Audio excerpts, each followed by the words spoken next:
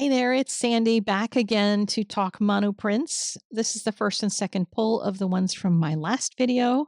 You can kind of see where I started with this whole idea. Then my second print, first and second pull. I wasn't really happy with either one of these. I'll talk about an assessment of all of it at the end of this video. But here's more of where I wanted to go and what I achieved in what you're going to see in this video with more realistic flowers, and I was much happier with this. The process was just crazy fun, and I hope you'll enjoy that. If you do like seeing things like this, seeing an artist growing and changing and coming up with new ideas, then make sure you're subscribed to my channel because I do crazy stuff like this all of the time. All right, let's get busy.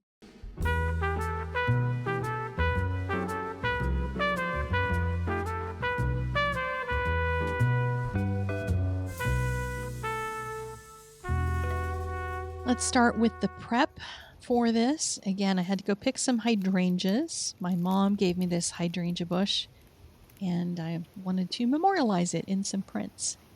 And it's past its prime, of course. I don't think I would have the sadness in my heart to pull beautiful blue blossoms off of my bush, so I waited till they're past their prime.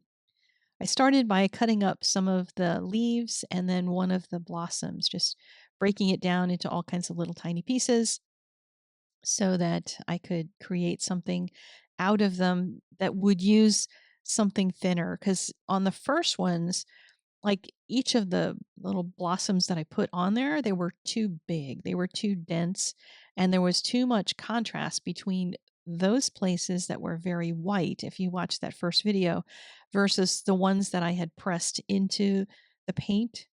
And I wanted to find a way to transition those in a better way, which is going to mean that I was going to need some thinner types of hydrangea leaves to put in there. I did cut down the flower as well as the stem, and I wanted this handy in order to make the stems.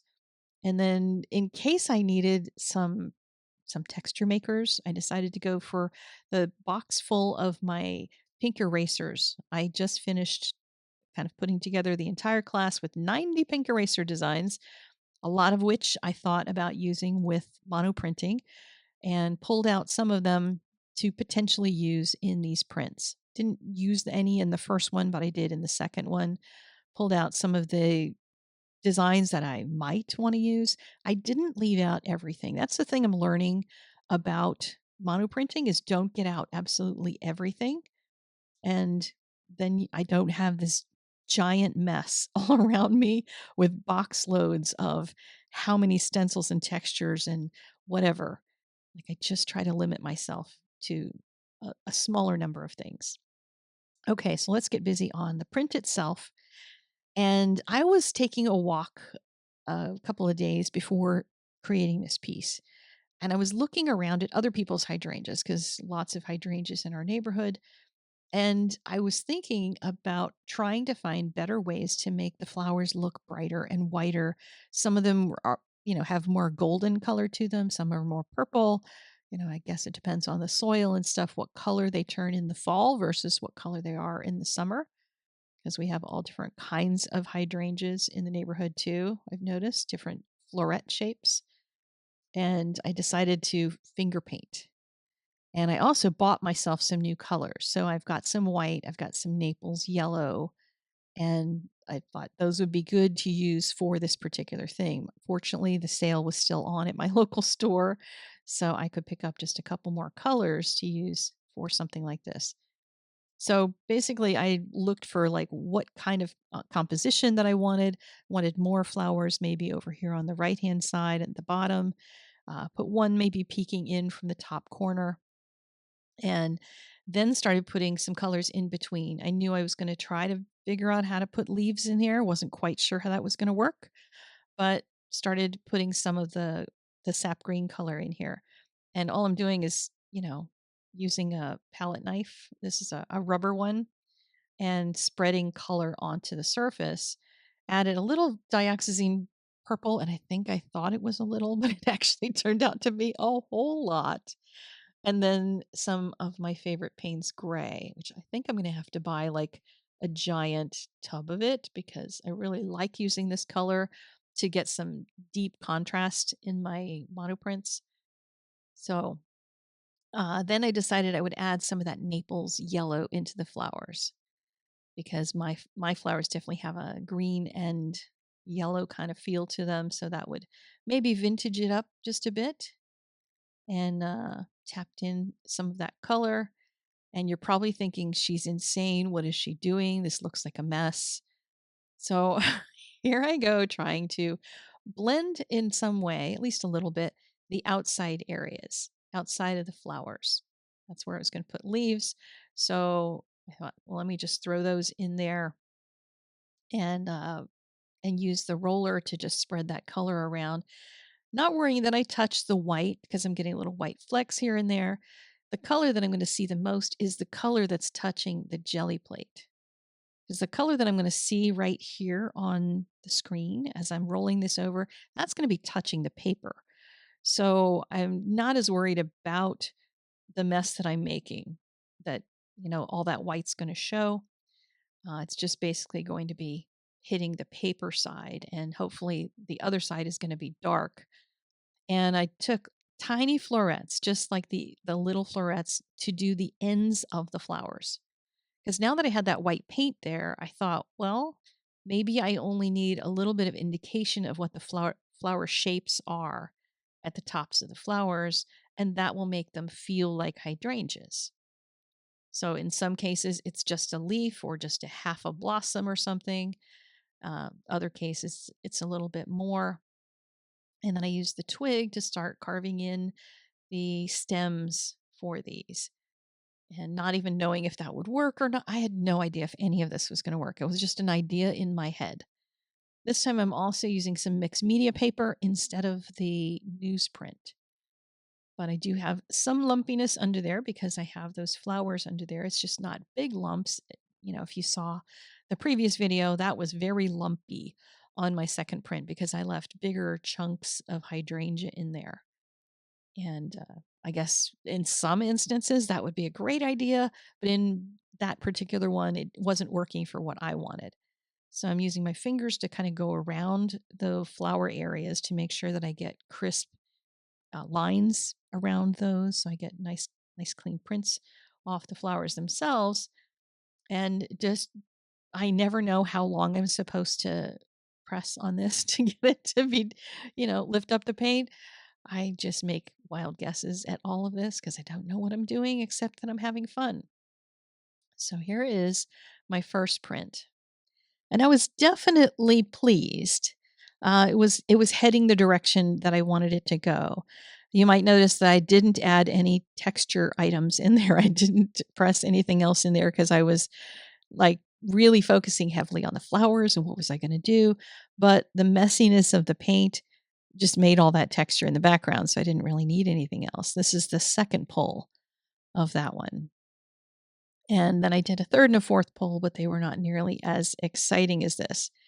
But what I did was, when the print was sitting on my table, I thought, look at all that wet paint, because it was thick enough that the paint was still damp. So I was doing some finger painting to kind of pull in some of the colors. I was trying to smooth out a bit of the white anywhere it was wet and soften some of the purple, because the purple you can see is really strong. A tiny bit of dioxazine purple goes a really long way.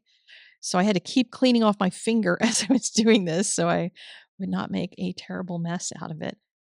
Now you might think, Sandy, why did you not use a brush? Well, because I can use a finger. Why use a brush when you can use a finger, right? And the fingerprints that I was making, not fingerprints, but prints I was making with my finger, these marks I was making, looked like the flower blossoms. And so that seemed to be working. So I decided I would just kind of keep proceeding with that. I could take the white paint and go over some of the purple. I might even add a little bit more to it in time. I don't really know. It's hanging up in my studio right now, waiting for me to decide if I want to do more to it. But it definitely has more of the feel of what I was looking for. I wanted monoprints, and monoprints are just a one print of whatever. You're not going to get a second one that's going to ever be the same. But this one, some of the stems had not worked.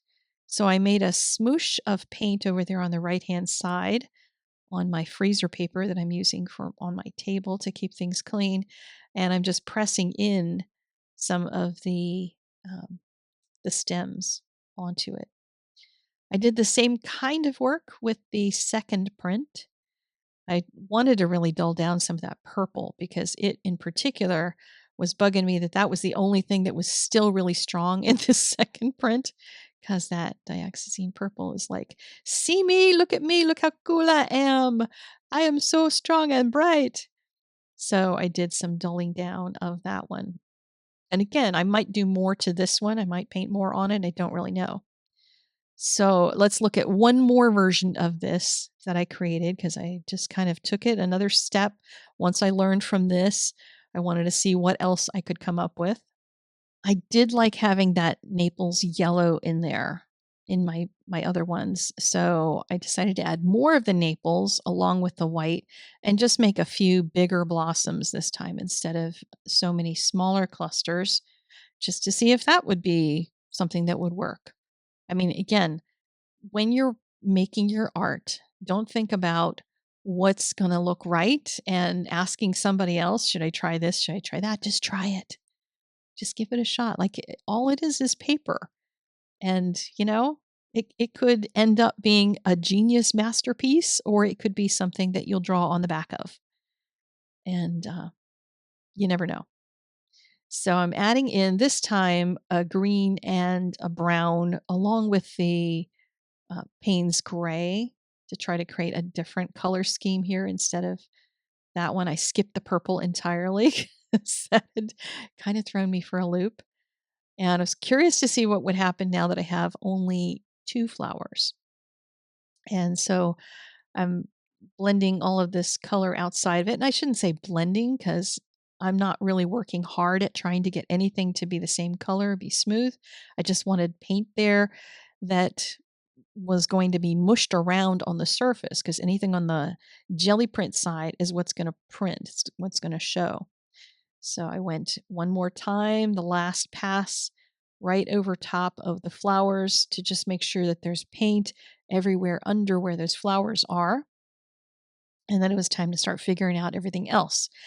And the leaves, I had a couple options for leaves. I could press these in and, you know, lift them up so then I would have the impression of the leaves in there, not knowing whether or not that would be enough or whatever. Or I could leave the leaves in there and then have white leaves on the print. And I may try that if I try these more, if I do more of these, since I do have more flowers out in the yard, I may try some prints where I leave the leaves in there and see what happens. But I don't know that I really want the leaves to be the bright thing since the flowers are supposed to be the white thing in the picture here. So now this is a little mistake that I made because I had not done any lettering really on my work, and the erasers that I carved backwards. And the ART, I carved backwards so it would print correctly when you're printing a little block like that. Don't do that on something like this because it's going to flip it again. So it's going to end up printing backwards. And it did print backwards on my print. So for those who saw that and went, I know what you did wrong. Yes, I did. I know I did that wrong. But that doesn't mean it's a failed print. So hang tight with me. All right. So I'm adding in here again some of the tiniest flower blossoms just at the very tips of the flowers. Those things are going to, remember, be very white, and it's going to hopefully blend with the white paint and then go into the yellow paint and then, just kind of keep getting darker so that I get those transitions in the flowers. So here is what happened the first print of the second try. That's getting there, except for the ART, which I ended up, I didn't get it on film, but I ended up grabbing the roller and just rolling over it in the same way that I just rolled over it here on the jelly plate. I did that on the print itself and added some paint in there to make the ART not be a problem anymore. And instead, I just used the arrow eraser to kind of press that in. And just cover the fact that I had screwed up that texture. And then I also got Bob Ross out. If you've seen my Christmas jelly print from a couple weeks ago, you saw Bob Ross come out for that. So Bob Ross got to be part of this one. And this is the second pull of the second print, the second design. And this one came out quite interesting as well. A little more of a cacophony that I had in here, but it was kind of cool, kind of busy, but kind of cool. And again, this one I put some white paint out, and you can use, full body paint when you do the finger painting portions. You don't necessarily need to use the golden open in order to do this part. It will take longer to dry if you do. So regular acrylic could work just fine, or you could even paint them with gouache if you wish. But I started realizing, oh my goodness, I could make some actual blossoms too. So I was trying to do some where I left a little center in some of the florets. And that might be a place to go in my next versions that I try. So I'm hoping that I will get some time on my hands in the next couple weeks to start working on some more hydrangea prints before my hydrangea totally goes completely off the rails. Before I get to assessing all of these prints and what I want to keep, what I want to leave, etc., I want to invite you to two events. One is an open studio, which is a Zoom call I do every month with students. It's just a bunch of artists hanging out together. You can ask questions if you have them. You can bring art to be reviewed if you'd like, but most people just bring whatever they're working on, whatever's on your desk. We share our work if you feel like it, and just chit chat. It's kind of a way to build community in this world that seems to be falling apart around us. So join in for that. The Zoom call is free. Joining Art Venture is free. Links in the doobly doo. Go to the events tab and you'll see this one you can RSVP for. There's a second event, and that is on my Substack. It's going to be a live stream. I'll be doing some monoprinting. It's going to be for paid subscribers only, though. So if you want to become one, you can do that before the 22nd, and you'll be able to join in on that one. On my Substack right now, I have done a little survey of hydrangea art through history because I was looking for some inspiration. Thought I would share some of that. So you can go see that for free too. And of course, links are in the doobly doo for everything that you need. Now let's look at the prints. The first ones I have some plans for. They're more traditional jelly prints, which I consider kind of a background for another project. I was looking to make things that would be a project in and of themselves. These two are one step closer to being a painting of hydrangeas, but they need some more work on them. So I might have to do that in a new video. If you want to see that, let me know. And these two are much closer to what I was looking for. I wanted something that felt like a painting of a thing. So hydrangeas as a thing. And I think I'm moving in that direction, especially when I don't have the word art spelled backwards on my print. The second prints on these were very messy, so I think I would tame down the colors, tame down some of that, but I also do like some of that texture in there that I might like to add a little bit more to the previous ones. Not really sure, but I'm kind of feeling my way through this process. And these are the third prints that I hadn't shown you. On the one on the left, I did do some rollering over top of it with the dirty roller just to smooth some of that out and make room for art. Because the one on the right, which I did first, it was just kind of so full of contrast. I couldn't really see much I could do on it. But let me know which one you like best. I would love your opinion. So leave me a comment. I hope to see you on Substack, talk more about hydrangeas, and I'll see you in the next video. Be sure you're subscribed. See you later. Bye.